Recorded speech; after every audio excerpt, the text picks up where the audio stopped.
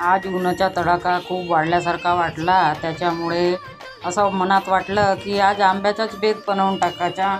आज आंब्याचा पन्हाच बनवून घ्यायचा. मग मी आंब्याचा पन्हा बनवायला सुरुवात केली. त्याच्यासाठी आंबे शिलले आणि ते कुकरमध्ये शिजवले.